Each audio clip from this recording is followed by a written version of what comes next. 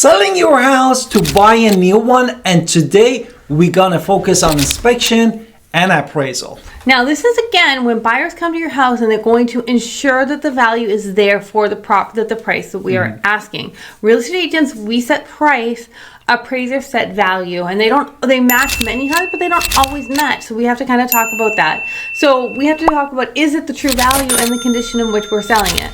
This is where the inspection and the appraisals really come into the home buying process when we're selling and we're buying.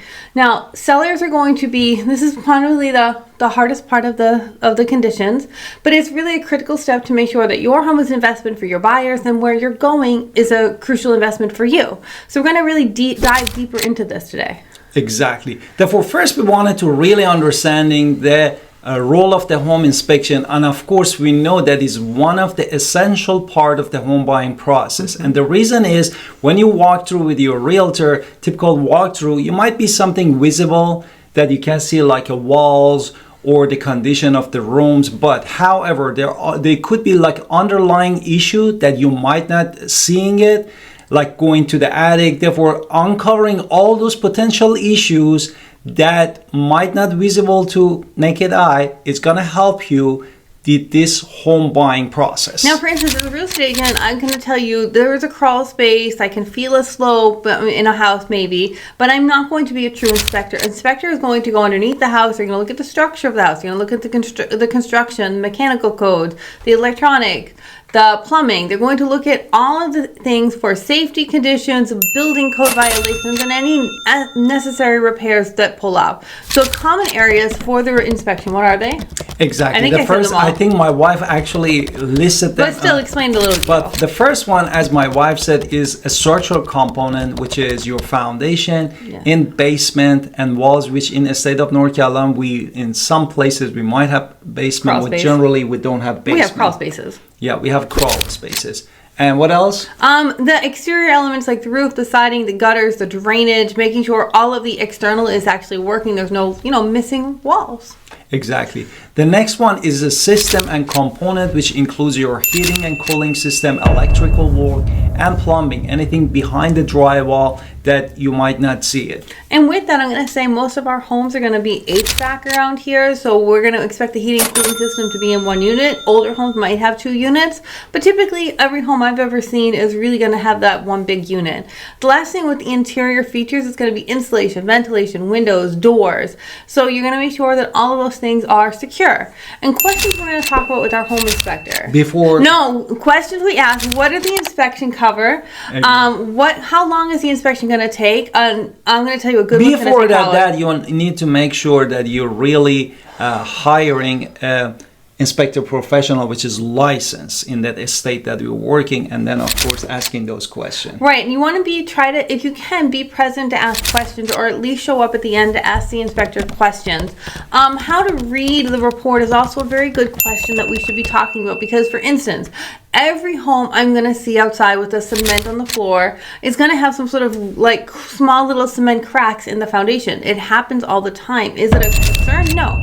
But if you read cracks and you're from out of state and you think the cement in the house is falling apart, yes, that can be a concern. And I've literally seen the entire floor ripped up and all of the floors taken out, and to see the cement underneath, and nothing is wrong with that house. So at least that house that I saw. So really understanding the common concerns and what's going on with it so we can read it properly. We're going to talk about inspection next, but before we talk about appraising next, I think that point we do our introduction. Hi, Salvatore. Welcome to our channel and podcast. And if this is your first time in our podcast and YouTube channel, make sure you subscribe and get notified. Also, you call text all the time, 252-327-3357. We love talking to you. Don't be shy. Also grab our buyer's guide and seller's guide in the description below. And now we wanted to focus really grasping the purpose of appraisal. I think my wife in the beginning of this video explained that appraisal is conducted by a third party, which is hired by that financial institution or bank to determine the fair market value of a home. And that is different with the BPO or broker price opinion,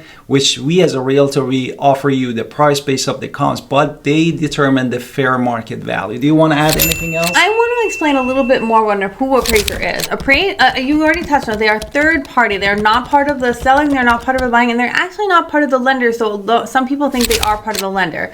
They are a licensed professional.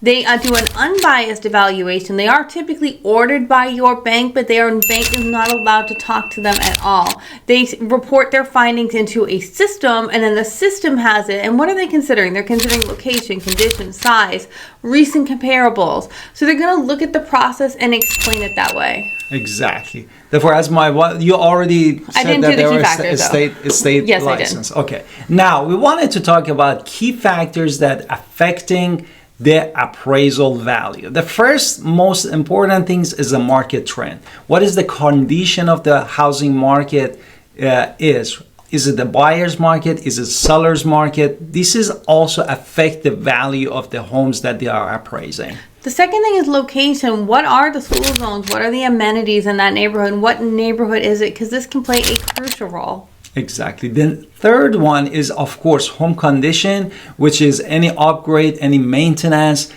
any things that you did to the house and you took care of it, that's going to actually affect the appraisal outcomes. And you want to look at similar homes in your area to provide benchmarks for yourself. Now, which is the comparable. Yeah, now with the low appraisal, there's ultimately three things that can happen if your house comes in low or the house you're buying comes in low for appraisal. There's ultimately three things that are going to happen. Exactly. The first thing is negotiating with seller, which is kind of the hard one. No? Therefore, if the appraisal came low, you can go back to the seller, use it as leverage to negotiate with the lower price that you put offer. This is the first option. What is the second Another option? thing is you are allowed to dispute it. You're allowed to argue with your real estate agent, and you can come together and give additional information the appraiser didn't use and request a second appraisal. Exactly. This can happen. It costs money. Yeah, now, means you need to pay another couple $100 depending on your lender to do the reappraisal. Right. The next one is, of course, is a bridge the gap. If you're really committed to that property, you fall in love, for example, it has a swimming pool that you want and say, no, I want this property.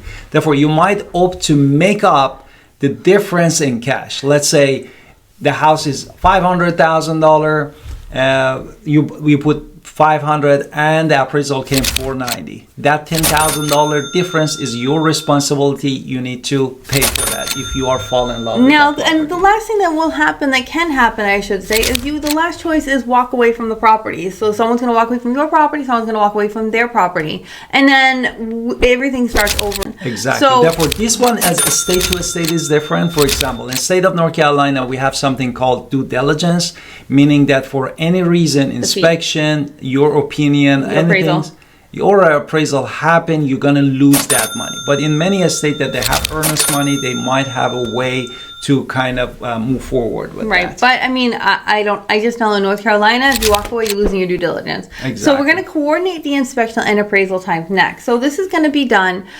Typically, your real estate agent is going to coordinate the inspection, and the appraisal, since they are third party, they're going to set their own timeline for when they go out. And making sure that we give them enough window in the offer period is really, really crucial for our due diligence period, as we were talking about, which is the right to inspect the property. Appraisals have to be done during that time frame as well. Which really you need to review your contract. You see what is your timeline is, as my wife said, to ensure all the appraisal and inspection completed within that time window. And of course, for appraisal, you as a home buyer, you need directly to talk to your lender, to your bank, and say, hey, can you order appraisal? And they order appraisal, and the appraisal is going to come at the time. Now, why do we do inspections and appraisals? At the end of the day, this is going to help us, instead of making emotional decisions, we are going to try to make it a logical decision. You have to know your financial order, your negotiating positions, and so we have to look at, is the investment sound? And that's ultimately going to pull up with inspections and appraisals. Are there conditions that you are prepared to handle? Exactly. Does appraisal value support your offer? This is what we were talking earlier. Now, this will help us make a well-deformed decision regarding value and condition of your new home, and it's usually the bumpiest part.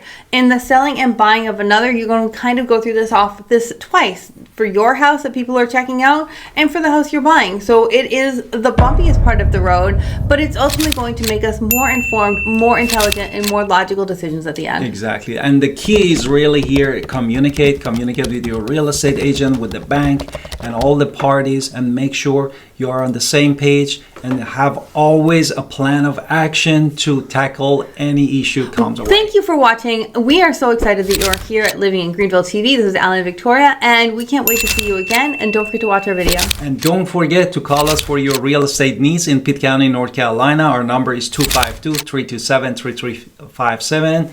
And thank you for being our podcast